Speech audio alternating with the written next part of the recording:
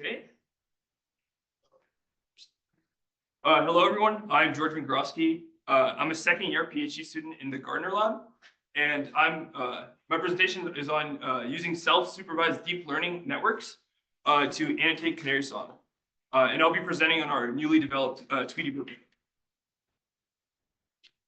So Canary song is obviously a form of birdsong, and birdsong is a highly sophisticated form of social interaction. It's used for birds to identify themselves to other birds, to demarcate their territory, and primarily to attract mates. It's not studied by birdsong researchers just because it's beautiful and sophisticated, but because it could serve as a model of speech acquisition, because the neural circuits that underlie the genesis of birdsong, as well as its production, are analogous to the neural circuits in other animals, including humans, that acquire speech. And because of that, insights that you learn from birdsong can be transferred to other animals. And we're developing these deep learning models in order to accelerate this research. And while we hope that we will accelerate birdsong research, we hope that our models generalize to other animals and help researchers studying other vocal behaviors. So here you can see Canary song acquisition through time. At the very top, you can see the synthetic tutor song that's generated by some sort of algorithm. And in the middle, you can see the juvenile, aka early in the development stage canaries, copying or imitating the synthetic song. And at the very bottom, you can see the transition to adulthood. The song is rearranged a little bit and crystallized, and it's kind of the permanent song that they'll have. This is what Canary song looks like itself. I think the colors are like off, but that's okay. So you can see these repeated units through time. These repeated units are called syllables, and syllables form phrases. So these syllables repeat, and then they stop repeating, and then that's a phrase transition right here. The production of Canary phrases are not either deterministic, as in it's the same every single time, or random, but rather probabilistic, and they depend on the phrases produced earlier in the song. So like this yellow phrase right here, it depends on the phrase, this purple phrase right here, but also phrases 4 or 5 down or upstream in the Canary song. And then you can construct these syntax trees for all possible like song trajectories or paths for a given bird. Here it's only 20% of the most common phrase, or the 20 most common like phrase transitions. If you display the entire syntax tree for a given canary, it'd be too big to show. That's how complicated it can be. So traditionally, birdsong researchers have to go by hand to annotate these canary songs. It's extremely timely. We will ignore that. Anyways, so traditionally, you can have an experiment with like 20 birds. Each bird sings hundreds of songs.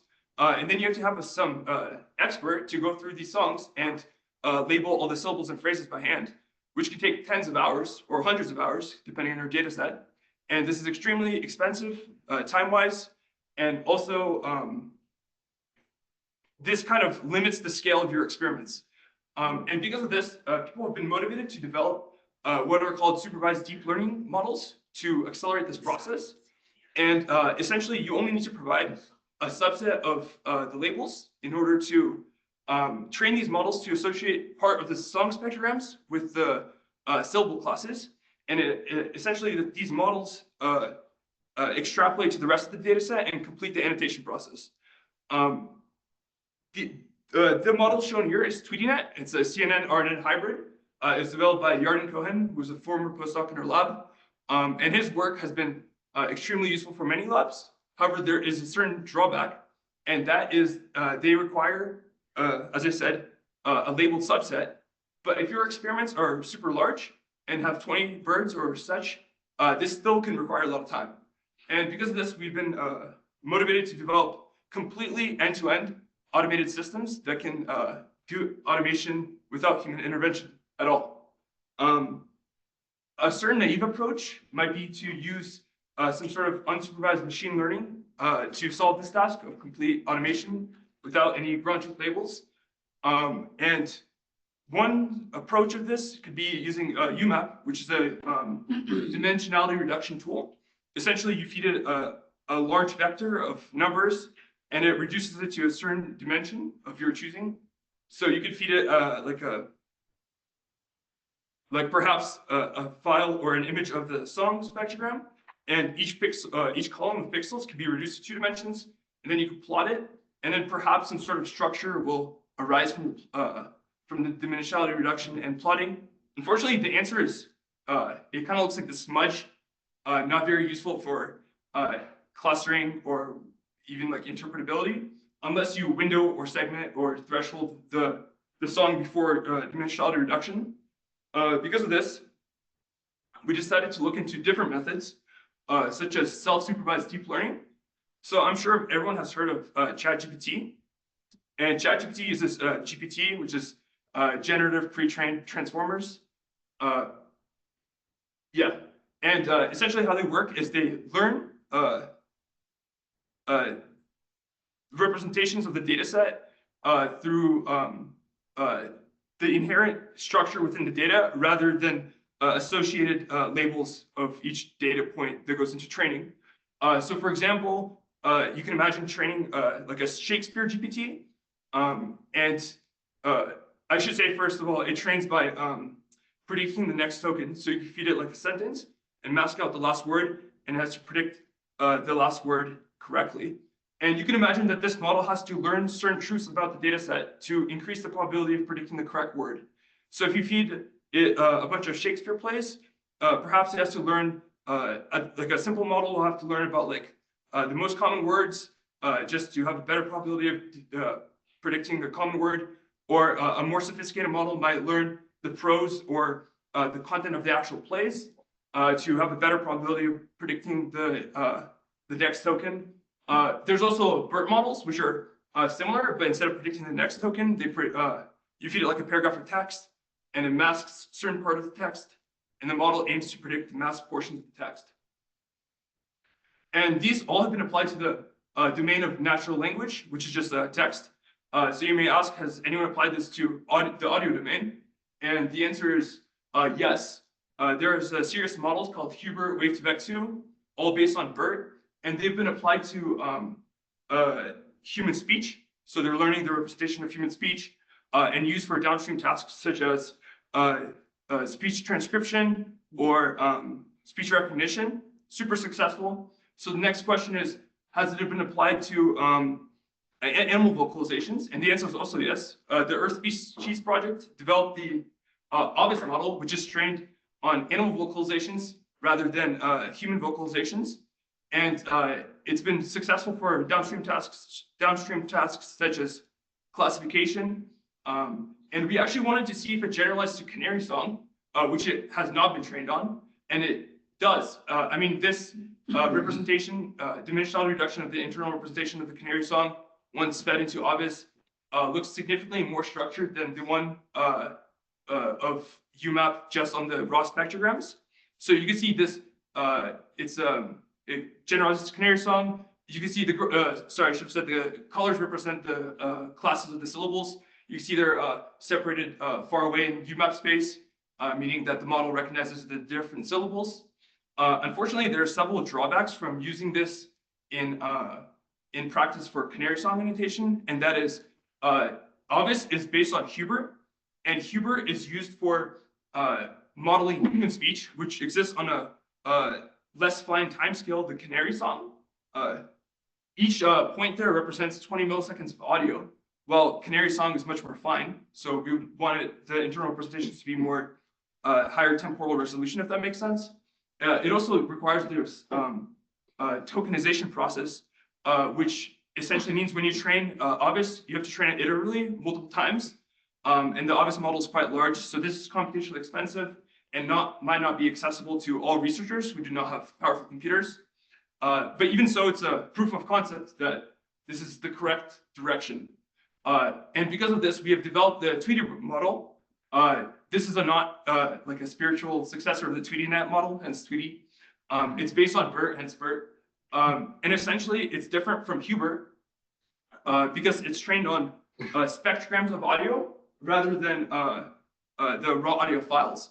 And essentially, during the training process, we generate a bunch of spectrums of the songs, and windows of those spectrums are taken.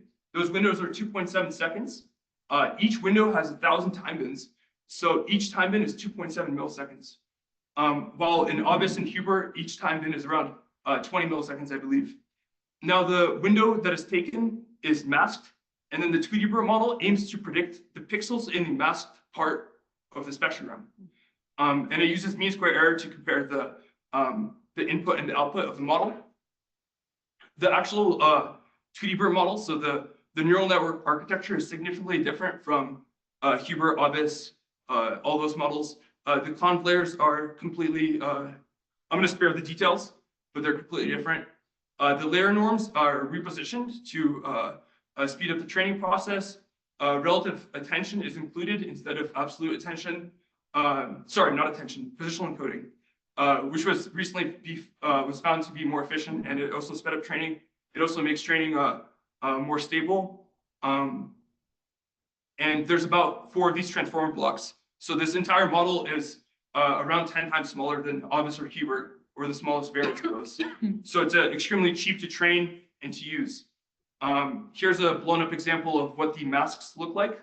As you can see, it masks like 20 to 30% of the input spectrum. So the top panel is the input spectrogram, middle is the masks, and the bottom is the reconstruction of the input. I realize it's kind of hard to see on this projector, but it sometimes makes mistakes, especially if these masks, which are randomly placed, are too close together. But you can see the rest of the spectrogram is actually very similar to the input, which is quite impressive. Here's the training time lapse. As you can see, the randomly initialized network is absolutely horrible at reconstructing, but as it converges, it does a good job. So I've explained how the architecture and the training process, but how do you actually extract the representation of like a song from the model? So here's like a quick animation to demonstrate the process. So you can imagine a spectrogram is being fed into the TweetyBERT model. And you can see it scrolling. So each column of pixels corresponds to a column of pixels here, which corresponds to the highlighted dots. Like, I don't know if you guys can see this. Yeah. Okay, good.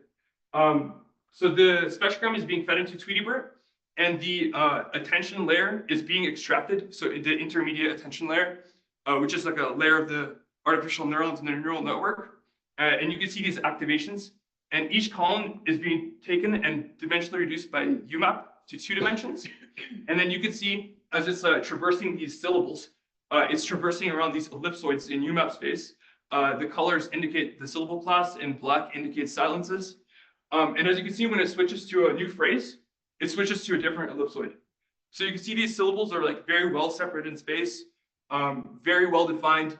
There's like temporal structure. Each dot represents around 2.7 milliseconds of audio. And this is a single Canary song. It's also, what is the word? Slowed down, because if you play this in real time, it'd be 5 seconds and you won't be able to see the looping. Here are some more plots. So before I showed a single song, here are 3 Canary individuals, which are the columns. And each embedding has hundreds of songs. So you can see across songs, the syllables are being placed in the same place in UMAP space, which is very good. They're being consistently placed. However, if you see the spectrogram UMAP, so without TweetyBERT, just dimensionally reducing the spectrograms, there are these smudges, which are not very interpretable compared to TweetyBERT. You may notice that sometimes these ellipsoids are placed on top of each other. It's very difficult to see the color on this projector, but the internal ring, you guys can look at the TV, is maroon, and the the external rings are brown. So it might seem like 2 different classes are being placed on top of each other, and the TweetyBERT model is not successfully like differentiating these syllables. But if you actually plot the associated spectrogram with these 2 different classes, you will notice that the syllables are extremely similar. The only difference is one is like maybe 90% of the size of the other one. So it's up to the judgment call of the annotator who annotated the labels for this. They decided that these two phrases warranted two different labels. Perhaps they were just a little bit variation in how the bird sung. So that's why the model placed them right on top of each other. You can see the ground truth classes here. So that's all cool and stuff, but how do you actually use it to annotate song? Because obviously you won't have these ground truth classes in practice. So what you could do is you could use density-based clustering to essentially find classes instead of and then you can apply those classes back to the spectrogram. And as you can see, I've done this for these Canary songs, and you can see these phrase transitions are well captured in the HTTP scan labels.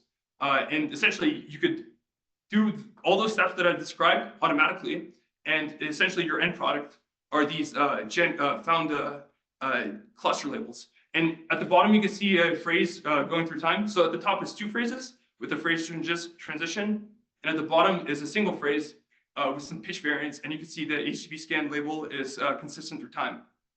So this is very successful. In the future, so I described how we did this to canaries. What are our next steps? We're aiming to apply this to juvenile zebra finches, which have a much more complicated song.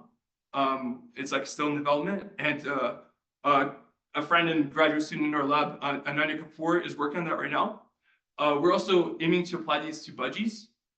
We're also aiming to train this model further and to further improve it, and then release it as an open source model to the internet so that researchers around the world can utilize this and to accelerate their research and annotation process. And I'd like to thank members of my lab who helped me on this journey.